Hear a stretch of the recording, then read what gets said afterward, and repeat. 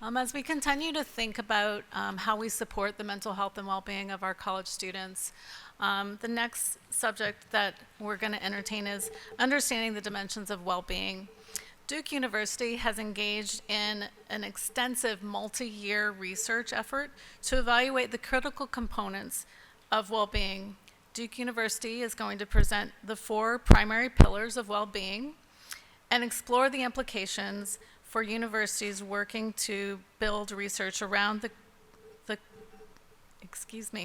around what comprises cultures of campus well-being. It is my pleasure to introduce Sue Wasiolek, who serves as the Associate Vice President for Student Affairs and Dean of Students at Duke University. Appreciate it.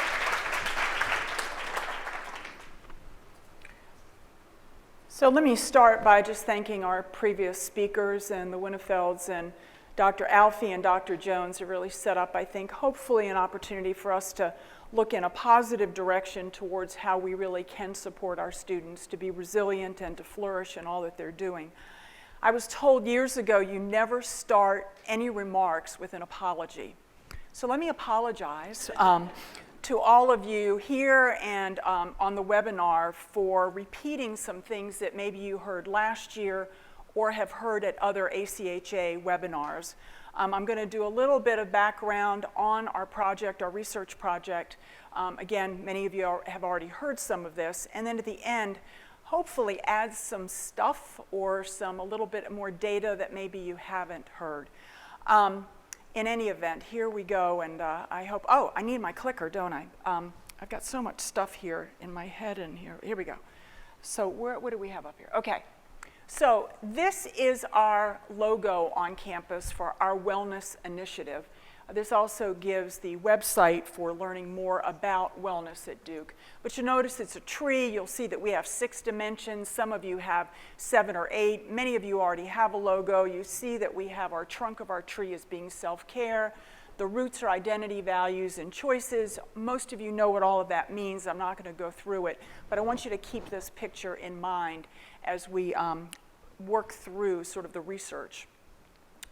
As our research team was looking at this project, and as already mentioned, this project took about 5 years. It was a major project. Over $3 million was spent by the Duke Family Endowment on this, with researchers across 4 different institutions: Furman, Johnson C. Smith, Davidson, and Duke. And these were the definitions, basically, that we looked at as we were doing this research, one for resilience, one for well-being. You can read them. I won't go over them. And this was the 3-part framework that the researchers used. The really cool thing, there were many cool things about this research, but one of the really cool things was there was a team of researchers and there was a team of practitioners. The researchers did what they do best, the practitioners did what we did best, came together and really tried to put this in a framework that would be purposeful for all that were involved. But this was the 3-part framework that we used. Again, I'm not going to go over it. This is the actual assessment, the timeline. We surveyed students, over I think 2,300, something like students were surveyed and actually completed this. And you'll notice the various assessments and when they took place. Some students were assessed over the entire 4 years, some were only assessed 1 year, and they were all self-selected. So it was students who wished to be involved in this particular project. And I do need to stop here for a moment and tell you, I'm humbled by this.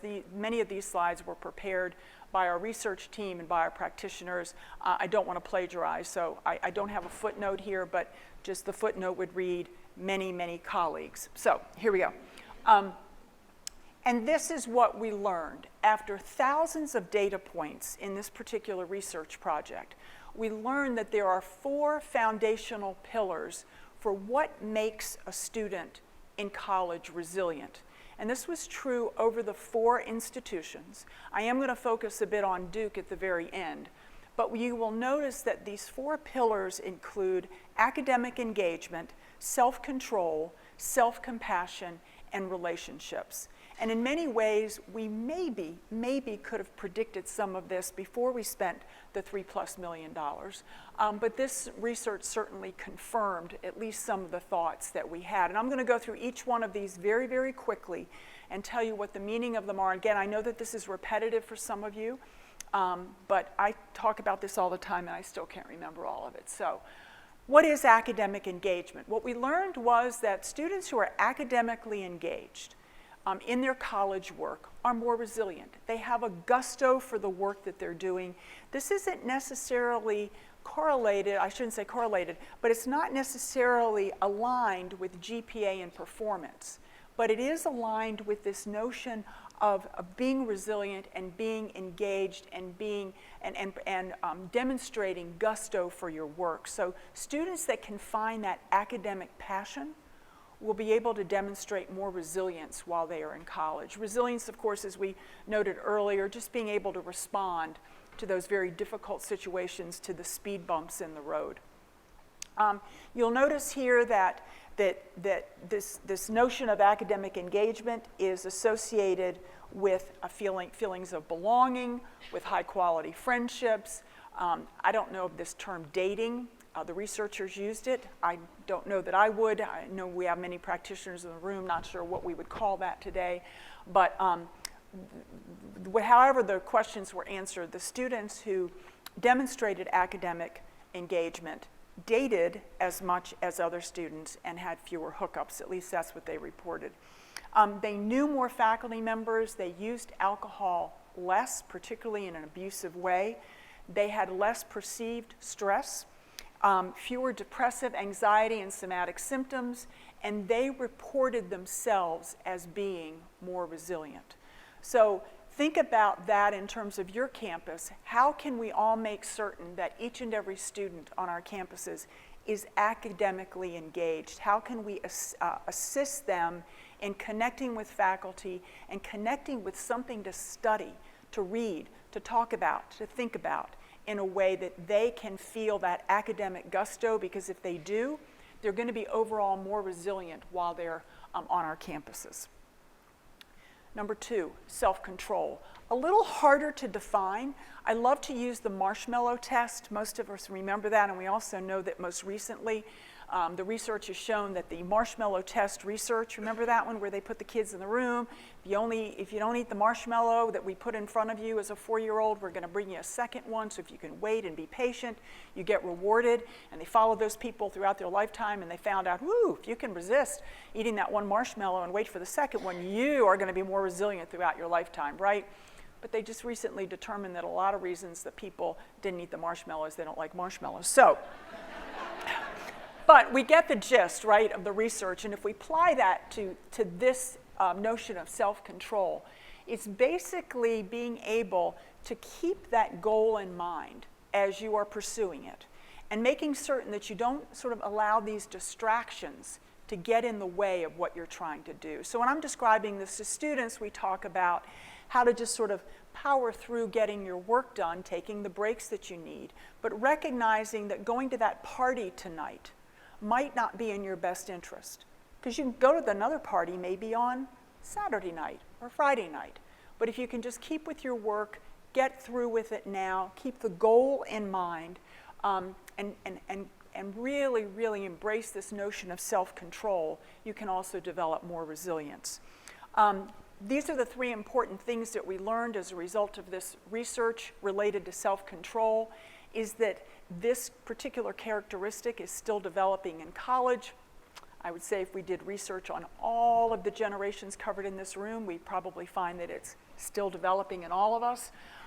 Unfortunately, it was shown that it declines during the early years, freshman and sophomore years, so students who came in with a level of self-control were challenged over those first 2 years in college by all the distractions. So they may have been able to set their sights on a goal before they got to school.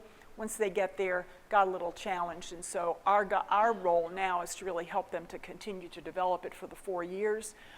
And again, very interestingly enough, the effect on achievement is independent of ability. So these 4 foundations, at least these first 2 foundations of resilience, are really related to one's ability to sort of power through, keep moving forward, and it's not necessarily related to just overall GPA or ability or intelligence. Number 3, self-compassion, a big one. So the students who were able to demonstrate or answer the questions on the survey, which indicated that they were able to treat themselves like they would treat friends or family members during a difficult period. They get a test score back that's not really good, they're a little down, but they don't beat themselves up over it. They show compassion to themselves just as they would to others.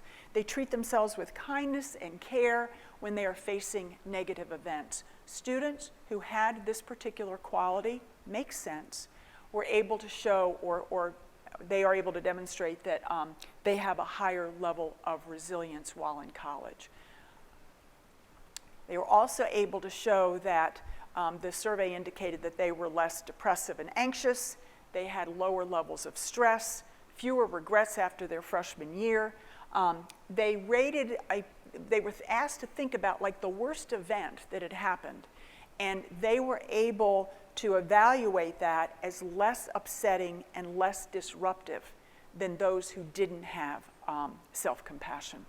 They were more satisfied with life, higher optimism, greater serenity, and scored higher on the overall measure of resilience. Self-compassion, very one of the key 4 foundational principles associated with resilience. And then finally, relationships. And it's important to keep in mind that there are 2 different types of relationships that this survey really looked at.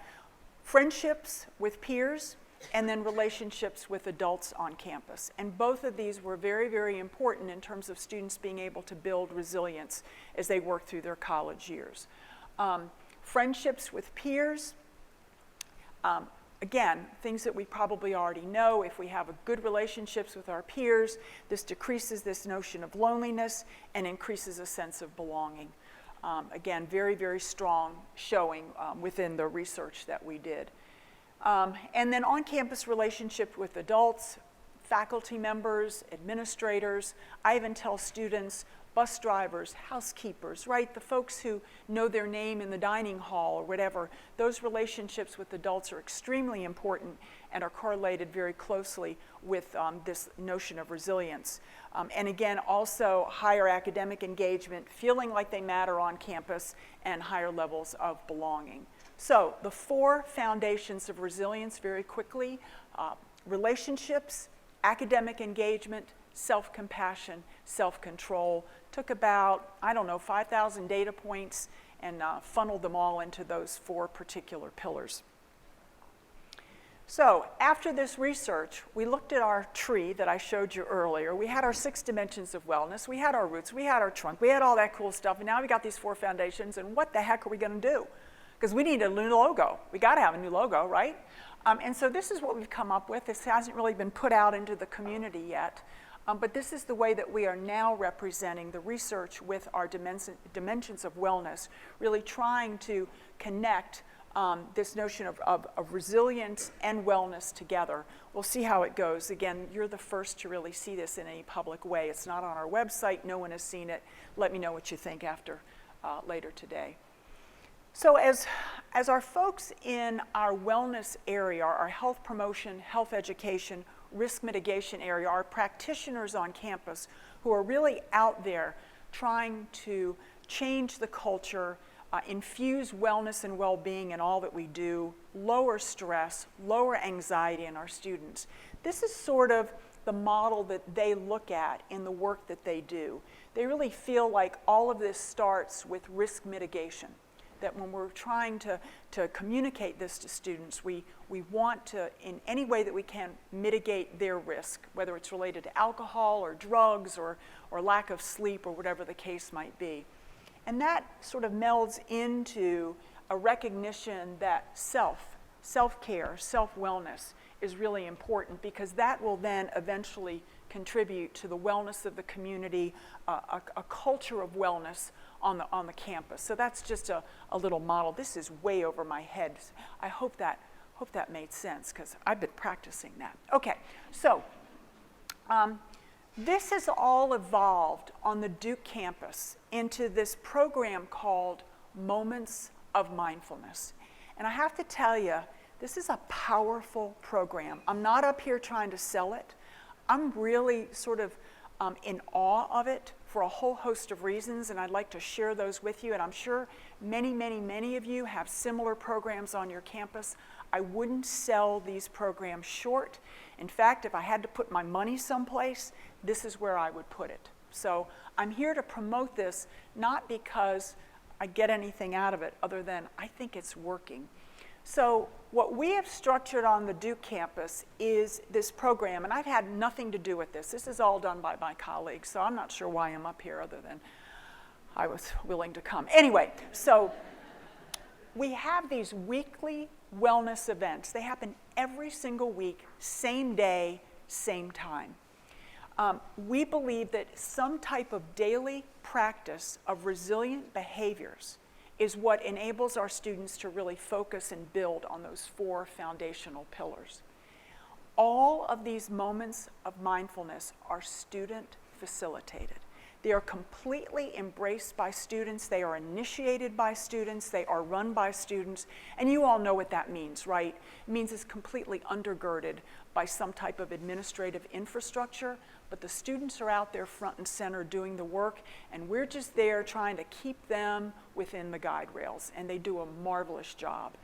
This enables our students to build these relationships naturally with each other, with these peer advisors, peer educators, wellness ambassadors, whatever you want to call them. And we think it is, in fact, shifting our culture to one of wellness, to one of an environmental wellness, to one of resiliency. This is a typical weekly calendar of our moments of mindfulness. You'll notice that on Sundays we have tea tastings. We also have those on Thursdays. It's hard to imagine that students are coming tasting tea, but we have a student on campus who's a trained tea master. He brought a tea master in, and then he got trained, and now we have dozens and dozens of students on Sundays and Thursdays coming to learn about tea. Our plan is to push this activity into all of our residence halls. Never thought I would be here saying this after 40 years of working in student affairs, that students would be focused on tea tasting. But it is a mindfulness activity, and it's one that allows them to focus on something other than everything that's racing through their minds. Guided meditations on Monday, yoga, student teaching magic tricks. Maybe you didn't think about it, but as you're focusing on a magic trick, you are being incredibly mindful, and if you're going to be successful, nothing else is going on in that head. So anything that we can do to promote mindfulness immediately helps students lower their stress, cope with their stress, manage their stress, not eliminate it, because we can't eliminate it. If you've figured out a way to do that, let me know. But what we're trying to do is really teach students skills that they can take with them after they leave our campus to manage stress throughout their lives. We have these things called kindness grams. Students get together and they just write notes of gratitude to people on the campus, and they deliver little kind bars, you know, the little nut fruity things. And it has a little note from somebody is saying, you know, I'm thankful for what you did. We didn't come up with this, the students did. Again, yoga, some Tai Chi. Posh Chat is a sexual health chat that we have with students. Yoga, again, guided meditation. Paint night.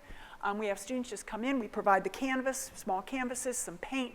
They can paint whatever they want to. Sometimes we have music. They all hang out together. Again, I never imagined students would come together to paint. And we have a knitting group, men and women knitting. Again, another mindful activity. Thursdays, again, we have tea tasting, and we have flower power. Students are actually keeping a garden around our wellness center. There are 2 things that are not on here that we're doing. One is we have a puppy kindergarten on campus. Did you know that only 3 out of 8 dogs that are trained to be guide dogs make it? 5 of them don't. And so we have a research project on campus where we are raising puppies and introducing them to as many humans as possible on a daily basis to see if we can improve that record from 3 closer to 8, that there would be more puppies and dogs trained to be guide dogs that would actually make it. So the puppies come over to the Wellness Center 1 hour a week. Again, the students are completely focused on the puppies, and it's a stress reliever for them. The other thing that's not on here, which is incredibly successful, and we've had to expand, and we now have faculty and staff involved. And by the way, faculty and staff can come to any and all of these things. is our drumming circle.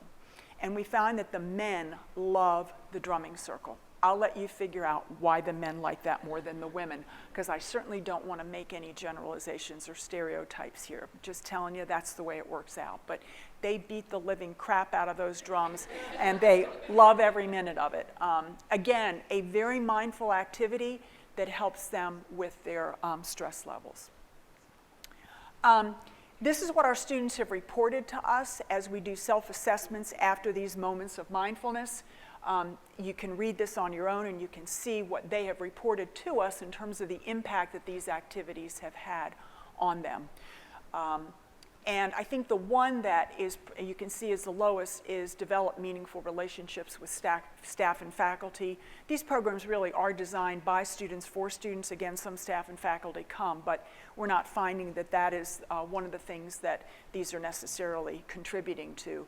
We're very, very pleased with the 9.8% helping to manage stress, working through stressful events, and then notice again the self-compassion. That's a key thing for our students in this generation. Student quote, this is just one student who said this is the impact that moments of mindfulness have had on me.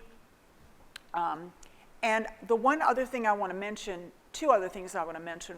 We counted last year with our moments of mindfulness about 1,100 student encounters. That may be the same student, it may be over a period of week, but he had 1,100 student encounters last year with moments of mindfulness. We've had 1,700 already to date this semester. So this program is very attractive. We think it's working. We think that we've got some data to show that it really does matter. We've tried to motivate students to design these moments of mindfulness that will correlate with our 4 pillars and with our 6 dimensions of wellness. And we think we're being relatively successful with all of this. The other program that is not mentioned on here is that, and I'll ask for a show of hands, how many of you are teaching Koru on your campuses? So we trained about, I want to say 700 to 800 students in Koru last year. Koru is a 4-week mindfulness meditation class that we teach to students. They devote about an hour and a quarter, an hour and 15 minutes a week to the class. It's no credit. We tell them it's a gift that they give themselves. For 4 weeks, they learn about 10 different ways to meditate. And then they also keep a little gratitude journal online, and we give them access to an app where they can do guided meditations every day. We ask them to do about 10 minutes a day. Hopefully that, too, is a lifelong type habit that they develop. What we learn from our students, again, is that when they enroll in this Koru class, when they learn mindfulness meditation, it contributes to their own ability to manage and cope with the stress in their lives. Anybody meditate in here on a regular basis? Anybody a Koru teacher? Excellent, thank you. We got one? Yeah. Okay. I do my last Koru class next Monday for the semester. What we did at Duke was we agreed to pay for the training of the Koru teacher if they would then agree to teach a Koru class every fall and spring. And we've got about 31 teachers on campus right now. So we've got a nice cadre of teachers to expose our students to Koru. Thank you all for that. I do want to say that I love the lavender balls, Etna. These are awesome. If you all haven't gotten it, those of you who are on the webinar, this is the one thing, you're missing a lot of things, all the interaction, all the cool stuff going on here, right? But these, oh my God, lavender balls. The other thing that we give to our students, and I always carry one around with me just in case I get super stressed out, which I was right before I got on stage, is these little flop balls. Anybody use flop balls? I don't know if I can do it, but, oh, I missed. Oh, all those people online are now watching. But in order to do this, you really have to focus and concentrate, and I'm talking. But it's kind of like instead of squeezing a stress ball, you're using this flop ball. You can do it with another student, you can throw it back and forth, and it's, again, just an opportunity for people to stay anchored, to stay grounded. When we're doing our Koru meditation, our anchor is our breath. For those of you who do meditation, when you're using a flop ball, the anchor is just focusing on keeping the flop ball sort of going and not dropping it on the floor as I so ably demonstrated. But I'd be happy to give, would you like to play with the flop ball? Yeah, it's just a lot of fun. I know, it's just a lot of fun. For those of you who have been on your phones and on your computers while I've been up here or while the other speakers have been up here, you have demonstrated what we call not being mindful and not being anchored in the present moment. Just thought I'd sort of shout that out to you because I am the biggest abuser of that, and I have to work on that just as much as anyone else. But just another opportunity to remind us that what we do and how we behave really can impact our students as well. So thank you all so much. Appreciate it. Great. Thank you, Sue. Just a reminder, if you have questions, please go to sli.do and put your question online. You can use hashtag ACHA19, ask your question. One question we have online right now is self-control, delayed gratification could be seen in conflict with self-compassion and self-care. Could you speak to this? Well, I'd like to know more about why they are necessarily in conflict with each other. I think it depends on sort of the way that you look at that. I don't think that delayed gratification is necessarily a bad thing. Sometimes delaying that is actually much more of a compassionate thing to do. So I think it depends on just one's own perspective and how we explain that to students and how we describe it. Again, I don't think having 2 marshmallows is necessarily better than having 1, particularly if you don't like marshmallows. So again, I think it's a perspective and just a way that a person actually looks at it. So that's the way I'll answer that. I think we had a question right here. Can I grab this one right here? Yeah. Sorry to make you walk, Devin. At least you get some more steps in. But Yeah. sorry, I tried the app thing. I couldn't make it work. So my name is Stacy. I'm at Susquehanna University. Hello. Hello. So I appreciate all the things that you presented today and some things that I hadn't thought about.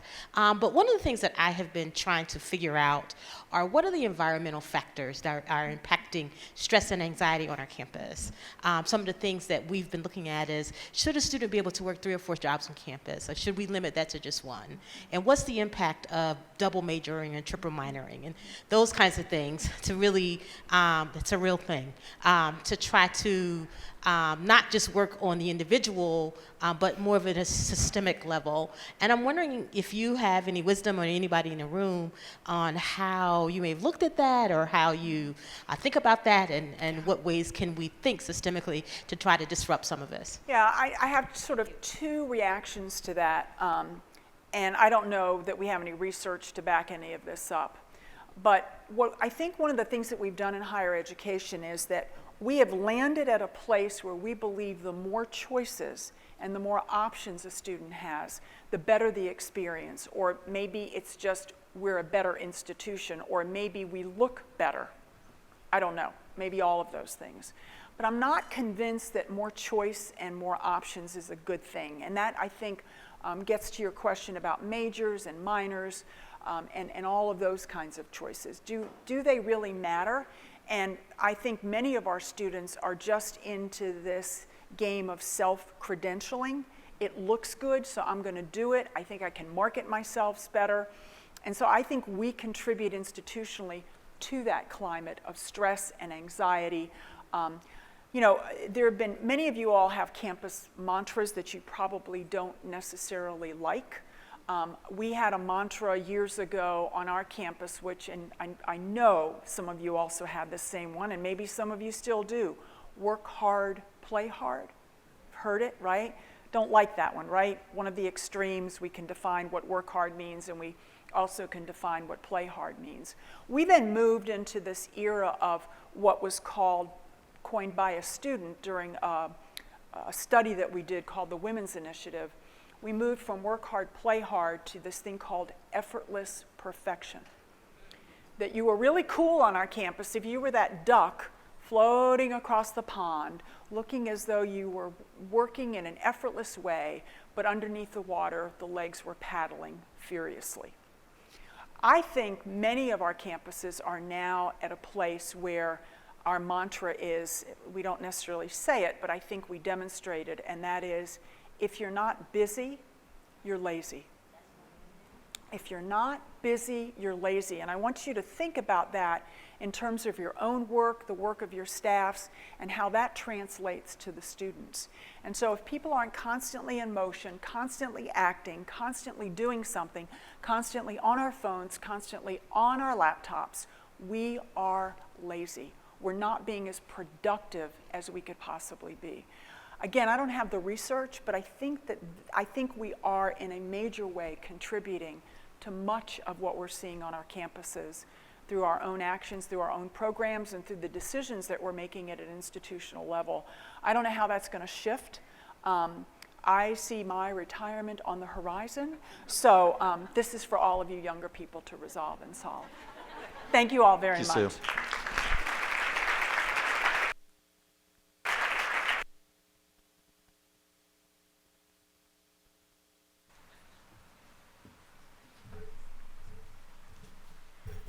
Thank you, Sue, for sharing this important research as we all increase our focus on fostering student resilience.